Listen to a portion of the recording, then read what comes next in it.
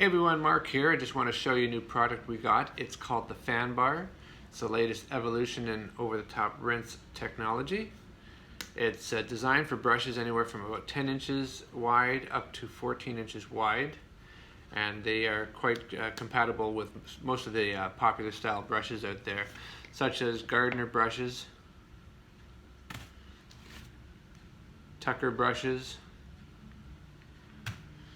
Basically any of the brushes out there. Here's an Elite brush, is a 14. Any brushes out there that uses the standard screw placement for their removable socket. Now on the Elite brush it was about I'd say maybe 1/8 of an inch wider than both the Tucker and the Gardner, but I just that was an easy modification. I just made the holes here just a tad wider. That's it. And basically it just gets installed behind the brush block head, and then the socket, the removable socket, would go on afterwards. Should you need longer screws, we do include them with there, so it has enough bite to be able to get through both the socket and the rinse bar to go into your brush head securely. So as you see, you would take your water-fed pole. Actually, let me show you this one first.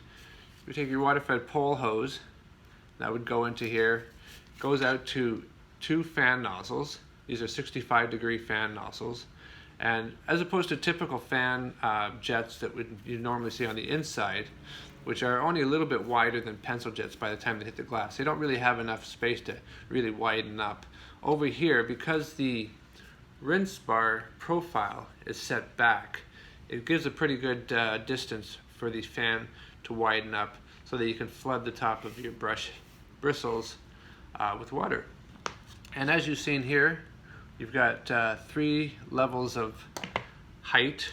So depending on the spreading of your bristles, you might have to raise or lower the level. You just want the spray to just go over the top of the bristles. You don't want them going deep into the bristles. You don't want them to be too high above the bristles. Just skimming the top to give that nice over-the-top rinse. And should you want to run both your internal and fan jets at the same time, which is quite doable, especially if you're on a DI system, or if you're on a RO DI system and you're using a pump and you've got some pretty good pressure. We do also include a Y connector and some extra length of tubing. That'll be in every kit, so that you can play around with that. You can see whether or not you have enough water pressure to run both the over-the-top fans and the internal jets. Do keep in mind, because you are splitting between the two, that the fan jets aren't going to be nearly as wide as if they were working just on their own. So anyway, this is a new product here. I think it'll really do well. It's just another style over-the-top rinse system. One of the things I think it's going to be really beneficial is the fact that you're only dealing with two jets, as opposed to many of the other aftermarket rinse systems. They have a series of holes going all the way across, and they're really quite small, those holes. They need to be in order to be able to run all of them. Unfortunately, they do get clogged up from time to time, so you will notice that some of them stop working for a little while, then you have to go in with a pin or something. This is just 2 jets. The orifice is much larger, very unlikely they'll ever get clogged up, and so it should be running for a lot longer without having to do any kind of maintenance. Anyway, thanks for watching. Here's the fan bar.